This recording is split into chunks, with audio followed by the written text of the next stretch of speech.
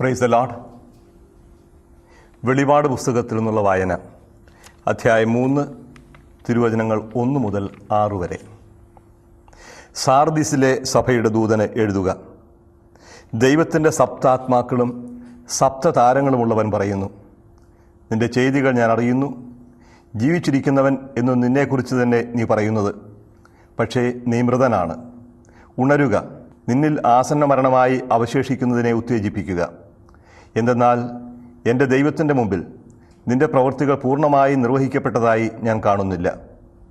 അതുകൊണ്ട് നീ സ്വീകരിച്ചതും കേട്ടതും എന്താണെന്ന് അനുസ്മരിച്ച് അത് കാത്തു സൂക്ഷിക്കുകയും അനുദപിക്കുകയും ചെയ്യുക.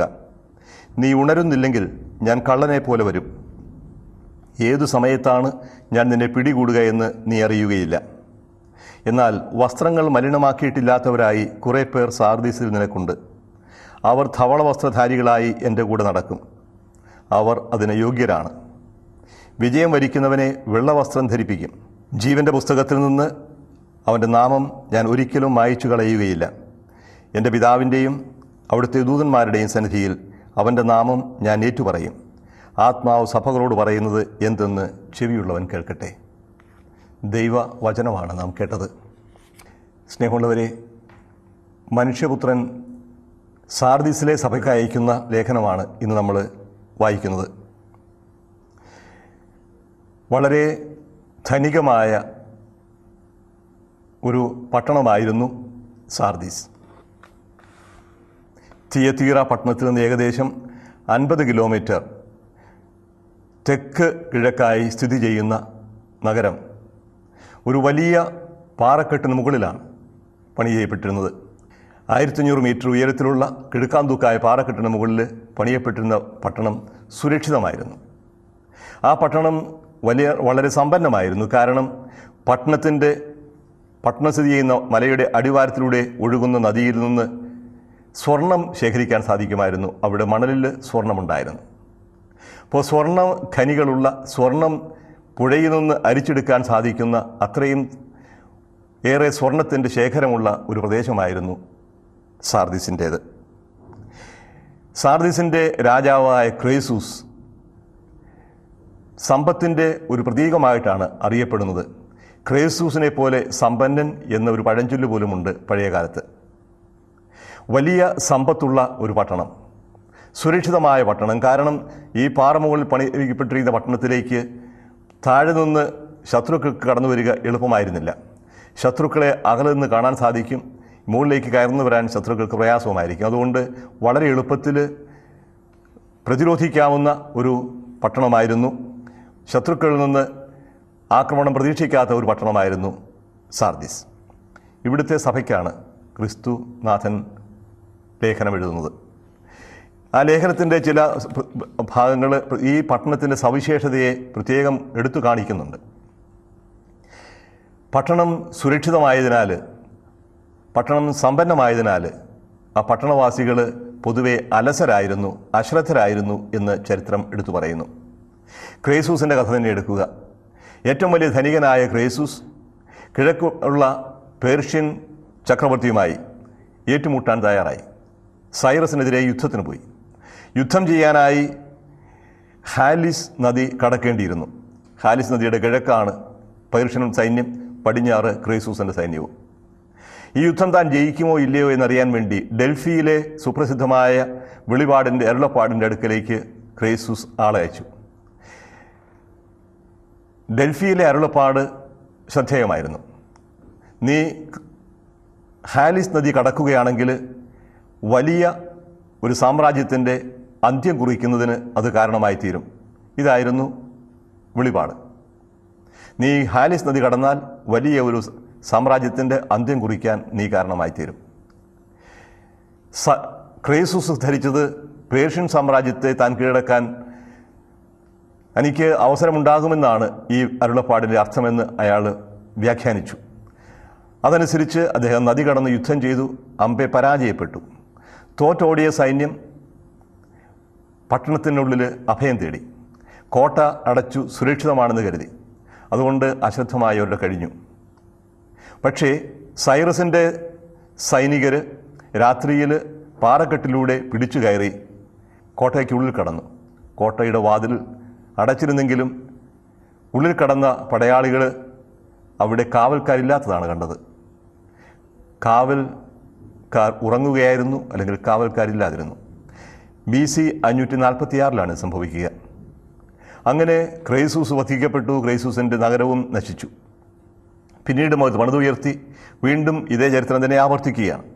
തങ്ങളുടെ സുരക്ഷിതമായ പാറക്കെട്ടിന് മുകളിലുള്ള പട്ടണത്തിൽ സമ്പന്നരായി കഴിയുന്ന, സുരക്ഷിതരായി കഴിയുന്ന, അലസരായി കഴിയുന്ന ജനത്തിന് വീണ്ടും ഉണ്ടായി വലിയ ഒരു പരാജയം. അത് 195 BC അന്തിയോക്കസ് മൂന്നാമൻ, സിറിയൻ ചക്രവർത്തി അന്തിയോക്കസ് മൂന്നാമൻ പട്ടണത്തിൽ ഉപരോധം ഏർപ്പെടുത്തി.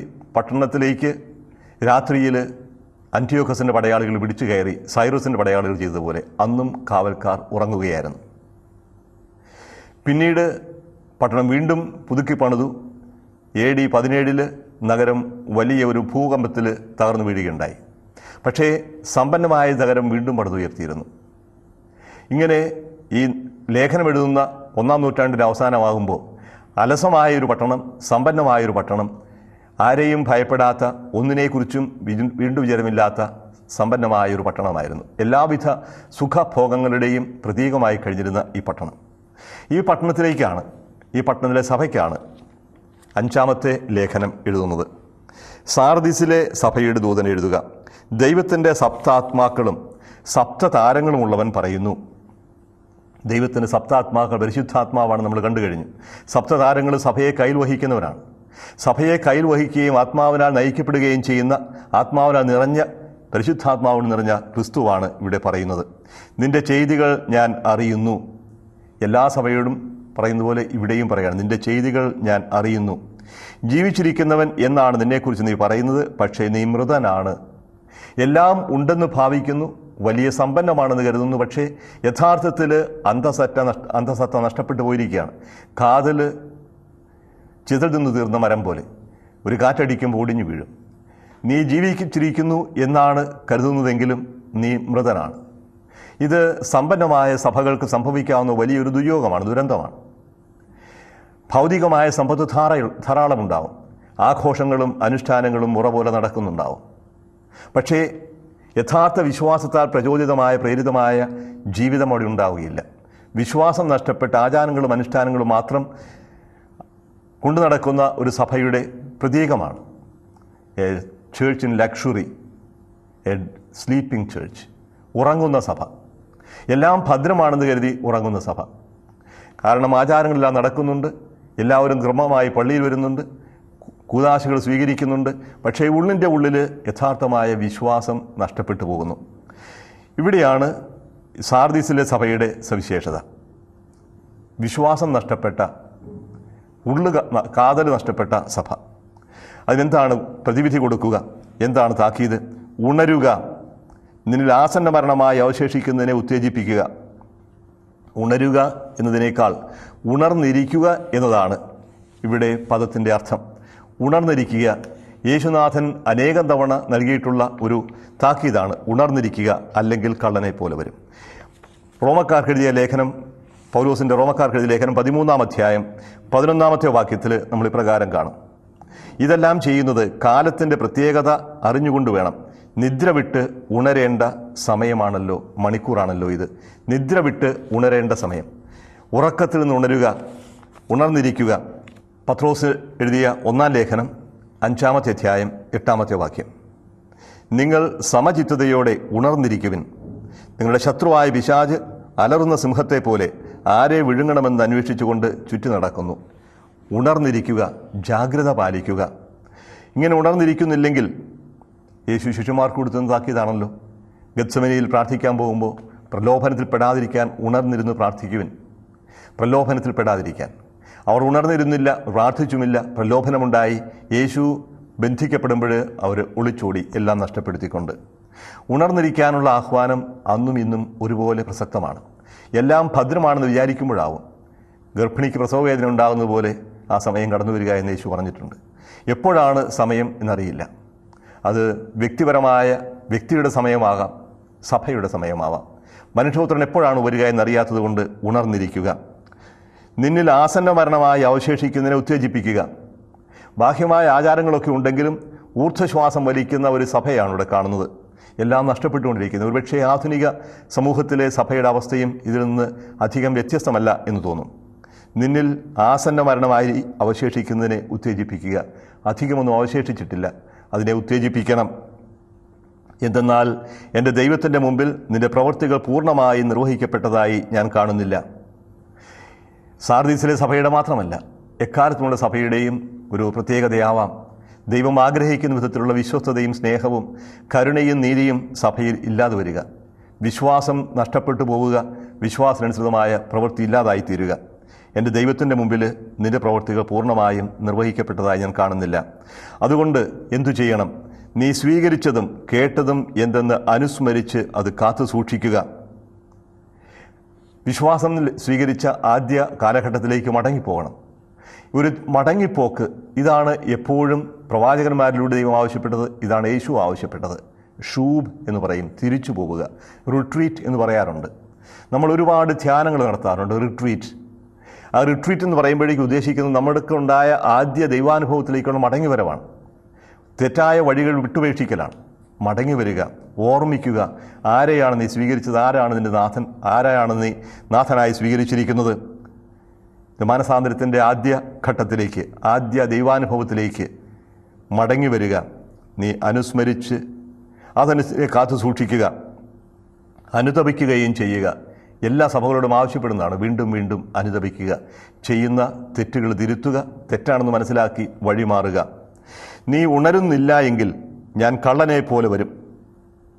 ഏതു സമയത്താണ് ഞാൻ നിന്നെ പിടികൂടുക എന്ന് നീ അറിയുകയില്ല. ഇത് വളരെ അനേകം തവണ ആവർത്തിച്ചു പറഞ്ഞിട്ടുള്ളതാണ്. ലൂക്ക എഴുതിയ സുവിശേഷം 21-ാമത്തെ അധ്യായത്തിൽ 34 മുതൽ 36 വരെയുള്ള വാക്യങ്ങളിൽ യേശുനാഥൻ്റെ ശക്തമായൊരു താക്കീത് കാണാം. സുഖലോലുപത, മദ്യാസക്തി, ജീവിത വ്യഗ്രത എന്നിവയാൽ നിങ്ങളുടെ മനസ്സ് ദുർബലമാവുകയും ആ ദിവസം ഒരു കെണി പോലെ പെട്ടെന്ന് നിങ്ങളുടെ മേൽ വന്നു വീഴുകയും ചെയ്യാതിരിക്കാൻ ശ്രദ്ധിക്കുവിൻ. എന്തെന്നാൽ ഭൂമുഖത്ത് ജീവിക്കുന്ന എല്ലാവരുടെയും മേൽ അത് നിപതിക്കും. സംഭവിക്കാനിരിക്കുന്ന ഇവയിൽ നിന്നെല്ലാം രക്ഷപ്പെട്ട് മനുഷ്യപുത്രൻ്റെ മുമ്പിൽ പ്രത്യക്ഷപ്പെടാൻ വേണ്ട കരുത്ത് ലഭിക്കാൻ സദാ പ്രാർത്ഥിച്ചുകൊണ്ട് ജാഗരൂകരായിരിക്കുവിൻ. സദാ പ്രാർത്ഥിച്ചുകൊണ്ട് ജാഗരൂകരായിരിക്കുവിൻ, ഉണർന്നിരിക്കുവിൻ. ഇതാണ് യേശുനാഥൻ നൽകുന്ന താക്കീത്. തെസലോണിക്കക്കാർക്ക് എഴുതിയ 1-ാം ലേഖനം 5-ാം അധ്യായം 4-ാമത്തെ വാക്യത്തിൽ, എന്നാൽ സഹോദരരെ, ആ ദിവസം കള്ളൻ എന്ന പോലെ നിങ്ങളെ അപ്രതീക്ഷിതമായി പിടികൂടാൻ ഇടയാക്കത്തക്ക വിധം നിങ്ങൾ അന്ധകാരത്തിലല്ല കഴിയുന്നത്. നിങ്ങളെല്ലാവരും പ്രകാശത്തിൻ്റെയും പകലിൻ്റെയും പുത്രന്മാരാണ്. കള്ളൻ രാത്രി വരുന്നത് പോലെ ആ ദിവസം വരും. യേശുവിൻ്റെ വരവ്, മനുഷ്യപുത്രൻ്റെ വരവ് സഭയെ പരിശോധിക്കാൻ കടന്നു വരുന്ന എപ്പോഴാണെന്നറിയില്ല. ഓരോ വ്യക്തിയെ സംബന്ധിച്ചും ഇത് പ്രസക്തമാണ്. എപ്പോഴാണ് കർത്താവ് കണക്ക് ചോദിക്കാനായി വരിക എന്നറിയാത്തതുകൊണ്ട് ഏത് സമയവും ഉണർന്നിരിക്കണം, ജാഗ്രതയോടെ ഉണർന്നിരിക്കണം. അത് മരണത്തിന് സമയമാവാം, മാരകമായ വിപത്തുകളാവാം. ഏതു സമയവും കർത്താവ് കടന്നു വരാം. ഏതു സമയത്താണ് ഞാൻ നിന്നെ പിടികൂടുക എന്ന് നീ അറിയുന്നില്ല. യാത്ര പോകുന്നവൻ തിരിച്ചു വീട്ടിലെത്തുമെന്ന് എന്ത് ഉറപ്പാണുള്ളത്? നേരം വെളുത്ത് എണീക്കുന്നവൻ സന്ധ്യ കാണുമെന്ന് എന്ത് ഉറപ്പാണ് ആർക്കെങ്കിലും ഉള്ളത്? ആർക്കുമില്ല. ഏതു സമയത്താണ് മനുഷ്യപുത്രൻ മടങ്ങി വരിക എന്നറിയാത്തതിനാൽ ഒരുങ്ങിയിരിക്കണം. ഈ താക്കീതിന് ശേഷം ചെറിയൊരു ആശ്വാസവാക്ക് സാർദീസിലെ സഭയ്ക്ക്. എന്നാൽ വസ്ത്രങ്ങൾ മലിനമാക്കിയിട്ടില്ലാത്തവരായി കുറേ പേർ സാർദീസിൽ നിനക്കുണ്ട്. വസ്ത്രങ്ങൾ മലിനമാക്കിയിട്ടില്ലാത്തവർ, വസ്ത്രങ്ങൾ മലിനമാക്കിയിട്ടില്ലാത്തതെന്ന് പറഞ്ഞാൽ പാപത്തിൽ മുഴുകാത്തവർ എന്നാണ് അർത്ഥം. ഇതിനൊരു ചരിത്ര പശ്ചാത്തലമുണ്ട്. മാമോദീസ സ്വീകരിക്കുന്ന വ്യക്തികൾക്ക് ഒരു വെളുത്ത കുപ്പായം നൽകാറുണ്ടായിരുന്നു. വെള്ളവസ്ത്രം വിശുദ്ധിയുടെയും വിജയത്തിൻ്റെയും അടയാളമാണ്. തിന്മയുടെ മേൽ വിജയം വരിച്ചതിൻ്റെ, തിന്മകളെല്ലാം കഴുകിക്കളഞ്ഞതിൻ്റെ അടയാളമാണ് വെള്ളയങ്കി. അപ്പോൾ മാമോദീസ സ്വീകരിക്കുമ്പോൾ ലഭിക്കുന്ന ആ വെള്ളവസ്ത്രം, അതിൽ കളങ്കം പറ്റുന്നത് പാപം വഴിയാണ്. ദൈവത്തോടുള്ള അവിശ്വസ്തത, പാപം വഴി തങ്ങൾക്ക് ലഭിച്ച ആ ആദ്യ നൈർമല്യം നഷ്ടപ്പെടുത്താത്തവരായി കുറേ പേർ നിങ്ങളുടെ ഇടയിലുണ്ട്. വസ്ത്രങ്ങൾ മലിനമാക്കിയിട്ടില്ലാത്തവരായി കുറേ പേർ സാർദീസിൽ നിനക്കുണ്ട്. അവർ ധവള വസ്ത്രധാരികളായി എൻ്റെ കൂടെ നടക്കും. പിന്നീട് 14-ാമത്തെ അധ്യായത്തിൽ നമ്മൾ കാണും ഇവരെ ധവള വസ്ത്രധാരികളായി എൻ്റെ കൂടെ നടക്കും. യേശുവിൻ്റെ സന്തത സഹചാരികളായി യേശുവിൻ്റെ കൂടെ ആയിരിക്കുക. ഇന്ന് നീ എന്നോടുകൂടെ പർദീസായിലായിരിക്കും എന്ന് അനുതപിച്ച കള്ളനോട് യേശു പറഞ്ഞതുപോലെ കൂടെ ആയിരിക്കുക. യേശുവിൻ്റെ കൂടെ എന്നേക്കുമായിരിക്കുക. അതാണ് പറുദീസ, അതാണ് സ്വർഗം. ധവള വസ്ത്രധാരികളായി കർത്താവിൻ്റെ കൂടെ നടക്കുക നിത്യ ജീവനിലേക്ക് പ്രവേശിക്കുന്നതിൻ്റെ ഒരു സൂചനയാണത്. അവർ അതിന് യോഗ്യരാണ്. തങ്ങളുടെ വിശ്വസ്തത മൂലമാണ് യോഗ്യത നേടിയത്. സ്വന്തം കഴിവുകൊണ്ടല്ല, ദൈവത്തിൻ്റെ പ്രത്യേക കരുണ കൊണ്ട്. പാപത്തിൽപ്പെടാതെ അഥവാ ചെയ്തു പോയ തെറ്റിനെക്കുറിച്ച് അനുദപിച്ച് മാപ്പിരന്ന് ജീവിതം നവീകരിക്കുന്നവരാണ് അതിന് യോഗ്യരായിത്തീരുക. വിജയം വരിക്കുന്നവനെ വെള്ള വസ്ത്രം ധരിപ്പിക്കും, യേശു നൽകുന്ന സമ്മാനം. അപ്പോൾ നഷ്ടപ്പെടുത്തിയ നന്മകളെല്ലാം വീണ്ടും കൊടുക്കുകയാണ്. അനുദപിച്ചു വരുന്നവർക്ക്, കർത്താവിനോട് വിശ്വസ്തത പാലിക്കുന്നവർക്ക് അവിടുന്ന് വെള്ള വസ്ത്രം നൽകും. കത്തോലിക്കാ സഭയിൽ ഇത് കൂദാശകളായിട്ടാണ് അറിയപ്പെടുന്നത്. പ്രത്യേകിച്ചും അനുതാപത്തിൻ്റെ, പാപമോചനത്തിൻ്റെ കൂദാശ, കുംഭസാരം എന്ന് പറയും, കൺഫെഷൻ. ഏതെങ്കിലും കാരണവശാൽ ആദ്യം ലഭിച്ച ഈ വിശുദ്ധി നഷ്ടപ്പെട്ട സാഹചര്യം ഉണ്ടാവുന്നെങ്കിൽ ദുഃഖിക്കേണ്ട, നിരാശപ്പെടേണ്ട, അനുദപിച്ച് കർത്താവിലേക്ക് മടങ്ങി വരിക. 7 അല്ല 7 70 തവണ എന്ന് ഞാൻ നിന്നോട് പറയുന്നു. പത്രോസിനോടാണ് യേശു പറഞ്ഞത്. സഹോദരൻ എനിക്കെതിരെ തെറ്റു ചെയ്താൽ ഞാൻ എത്ര തവണ ക്ഷമിക്കണം? 7 തവണയോ? 7 അല്ല 7 70 എന്ന് ഞാൻ നിന്നോട് പറയുന്നു. മടങ്ങി വന്ന് മാപ്പിരക്കുമ്പോൾ മാപ്പ് നൽകുന്നവനാണ് ദൈവം. അതുകൊണ്ട് നഷ്ടപ്പെട്ട വിശുദ്ധിയെക്കുറിച്ച് നിരാശപ്പെടാതെ കർത്താവിലേക്ക് മടങ്ങി വരാനുള്ള അവസരമാണ് ഈ സഭയ്ക്ക് നൽകുന്നത്, നമുക്ക് ഓരോരുത്തർക്കും അവിടെ നൽകുന്നത്. ഞാനവനെ വെള്ള വസ്ത്രം ധരിപ്പിക്കും. വിജയം വരിക്കുന്നതിൻ്റെ അടയാളമാണ്. തിന്മയുടെ മേൽ, മരണത്തിൻ്റെ മേൽ, പൈശാചിക ശക്തിയുടെ മേൽ വിജയം വരിക്കുന്നതിന് അടയാളമാണ് വെള്ളവസ്ത്രം. ഞാനവനെ വെള്ളവസ്ത്രം ധരിപ്പിക്കും. ജീവൻ്റെ പുസ്തകത്തിൽ നിന്ന് അവൻ്റെ നാമം ഞാൻ ഒരിക്കലും മായിച്ചു കളയുകയില്ല. ജീവൻ്റെ പുസ്തകം ഇത് ആദ്യമായിട്ട് വരുന്നത് പുറപ്പാട് പുസ്തകത്തിലാണ്. മോശ കർത്താവിൻ്റെ അടുക്കൽ ചെന്ന് നടത്തുന്നൊരു യാചനയുണ്ട്. പുറപ്പാട് പുസ്തകം 32-ാം അധ്യായം 32-ാമത്തെ വാക്യം. അവിടുന്ന് കനിഞ്ഞ് അവരുടെ പാപം ക്ഷമിക്കണം, അല്ലെങ്കിൽ അവിടുന്ന് എഴുതിയിട്ടുള്ള പുസ്തകത്തിൽ നിന്ന് എൻ്റെ പേര് മായിച്ചു കളഞ്ഞാലും. പുസ്തകത്തിൽ പേരെഴുതുക, പുസ്തകത്തിൽ നിന്ന് പേര് മായിച്ചു കളയുക. മോശയുടെ പ്രാർത്ഥനയുടെ സാഹചര്യം നിങ്ങൾക്കറിയാം. മോശ സീനായ് മലയിൽ കർത്താവിൻ്റെ അടുക്കൽ നിന്ന് കൽപ്പനകൾ വാങ്ങുന്ന സാഹചര്യത്തിൽ താഴെ അഹ്റോൻ്റെ നേതൃത്വത്തിൽ ജനം ഒരുമിച്ച് കാളക്കുട്ടിയെ ആരാധിക്കുകയായിരുന്നു. 1-ാം പ്രമാണത്തിന് ലംഘനമാണ് അവിടെ നടന്നത്. ആ ലംഘനത്തിൽ എല്ലാവരും വിശ്വാസത്യാഗത്തിന് ഇരയായിത്തീർന്ന ആ ജനത്തെ ദൈവം തന്നെ നശിപ്പിക്കും എന്ന് ഭയന്ന മോശ കർത്താവിൻ്റെ അടുക്കൽ പോയി മാധ്യസ്ഥ്യം യാചിക്കുകയാണ്. പാപത്തിൽ പെട്ടുപോയ, വലിയ വിശ്വാസത്യാഗത്തിൽ പെട്ടുപോയ തൻ്റെ ജനത്തോട് ക്ഷമിക്കണം എന്നാണ് മോശ പറയുക. അങ്ങ് അവരോട് ക്ഷമിക്കുന്നില്ല എങ്കിൽ അങ്ങ് എഴുതിയിരിക്കുന്ന ജീവൻ്റെ പുസ്തകത്തിൽ നിന്ന് അങ്ങ് പേര് മായിച്ചു കളയണം. പേര് മായിച്ചു കളയുക എന്ന് പറഞ്ഞാൽ നിത്യജീവൻ നഷ്ടപ്പെടുക എന്നാണ് അർത്ഥം. ഇവിടെ ജീവൻ്റെ പുസ്തകം എന്ന് പറയുമ്പോൾ ദൈവത്തിൻ്റെ ദൈവിക ജീവനിൽ പങ്കുചേരാനുള്ള അർഹത എന്നാണ് അർത്ഥമാക്കുക. ജീവൻ്റെ പുസ്തകത്തിൽ നിന്ന് അവൻ്റെ നാമം ഞാൻ ഒരിക്കലും മായിച്ചു കളയുകയില്ല. ചിലപ്പോൾ ചില സാഹചര്യത്തിൽ പേര് വെട്ടുന്ന അവസരം ഉണ്ടാകാറുണ്ട്. ഇലക്ഷനിൽ പലരുടെയും വോട്ടർ പട്ടികയിൽ നിന്ന് പേര് വെട്ടിക്കളഞ്ഞിരുന്നു. കാരണം എന്താണെന്നറിയില്ല. രാഷ്ട്രീയ പാർട്ടികളുടെ പ്രത്യേക പ്രവർത്തനത്തിൻ്റെ ഫലമാണെന്നാണ് കരുതുക. പേര് വെട്ടിക്കളഞ്ഞാൽ ബൂത്തിൽ ചെല്ലുമ്പോൾ വോട്ട് ചെയ്യാൻ സാധിക്കുകയില്ല. പാസ്പോർട്ടിൽ നിന്ന് പേര് വെട്ടിക്കളഞ്ഞാൽ ആ പാസ്പോർട്ട് പിന്നീട് ഉപയോഗപ്രദമാവുകയില്ല. വില്ലേജിലും പഞ്ചായത്തിലും ഉള്ള രജിസ്റ്ററിൽ നിന്ന് പേര് വെട്ടിക്കളഞ്ഞാൽ പിന്നെ ആ വ്യക്തി ആ നഗരത്തിലെ അംഗമാണെന്ന് വരികയില്ല.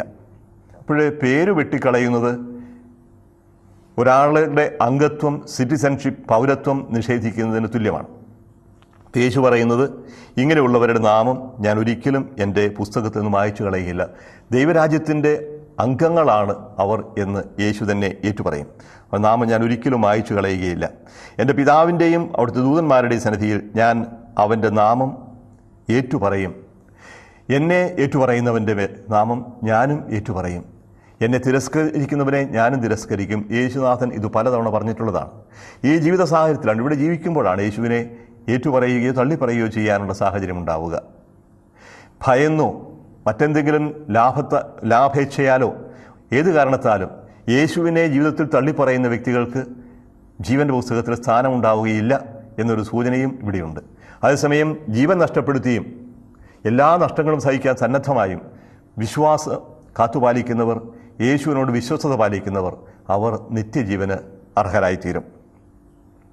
അവിടുത്തെ ദൂതന്മാരുടെയും സന്നിധിയിൽ ഞാൻ അവൻ്റെ നാമം ഏറ്റുപറയും. നിത്യജീവനിലേക്ക് അവരെ ഞാൻ പ്രവേശിപ്പിക്കും. എപ്പോഴാണ് കർത്താവ് കടന്നു വരിക എന്നറിയില്ല. അതുകൊണ്ട് ഒരുങ്ങിയിരിക്കണം. ഓരോ നിമിഷവും ഒരുങ്ങിയിരിക്കാനുള്ളൊരു ആഹ്വാനമാണ് ഈ സാർദീസിലെ സഭയ്ക്ക് കർത്താവ് നൽകുന്നത്. സാർദീസിലെ സഭ നമ്മുടെയും പ്രതീകമാണെന്ന് ഓർക്കുക.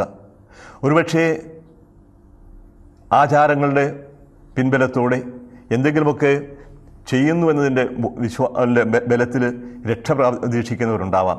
യഥാർത്ഥത്തിൽ കർത്താവിൻ്റെ നിർമ്മാണം അനുസരിച്ച് ജീവിക്കാതെ. അവിടെ വലിയ ഒരു താക്കീത് കർത്താവ് നൽകുകയാണ്. ഉണരുക, ഉണർന്നിരിക്കുക, ജാഗ്രത പാലിക്കുക. എപ്പോഴാണ് നാഥൻ മടങ്ങി വരിക എന്നറിയില്ല. അത് രാത്രിയിലാകാം, പകലാകാം, ഏത് യാമത്തിലുമാകാം. അതുകൊണ്ട് നമ്മളെല്ലാവരും ഉണർന്നിരിക്കണം എന്നാണ് കർത്താവ് നമ്മോട് ആവശ്യപ്പെടുന്നത്.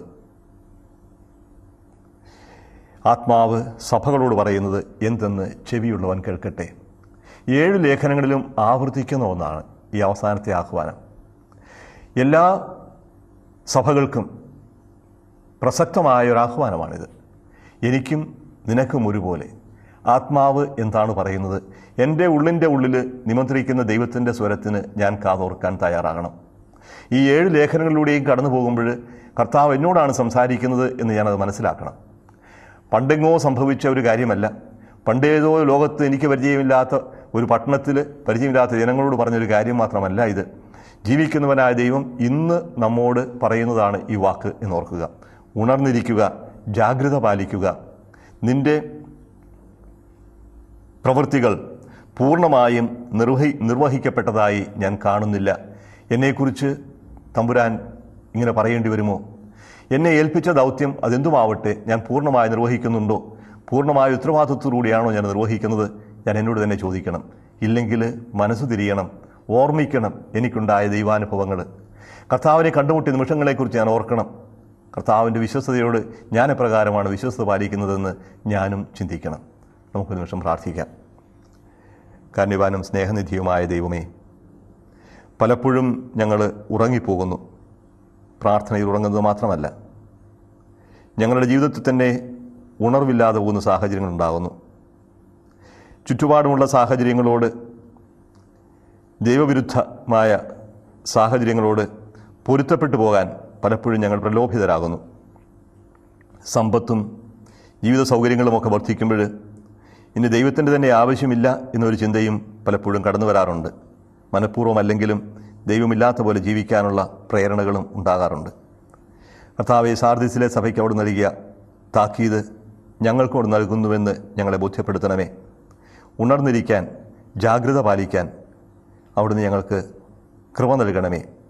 സപ്താത്മാക്കളുടെ വഹിക്കുന്ന കർത്താവായ യേശുവേ, ആ ആത്മാവിൻ്റെ പ്രകാശം ഞങ്ങളുടെ ഉള്ളിലേക്കും അവിടുന്ന് ചൊരിയണമേ. ആ ആത്മാവിൻ്റെ ശക്തി ഞങ്ങൾക്ക് അവിടുന്ന് നൽകണമേ. അങ്ങോട്ട് പൂർണ്ണമായ വിശ്വസ്ത പാലിക്കാനുള്ള കൃപ അവിടെ ഞങ്ങൾക്ക് പ്രദാനം ചെയ്യണമേ. നിത്യം പിതാവും പുത്രനും പരിശുദ്ധാത്മാവുമായ സർവേശ്വര. ആമേൻ.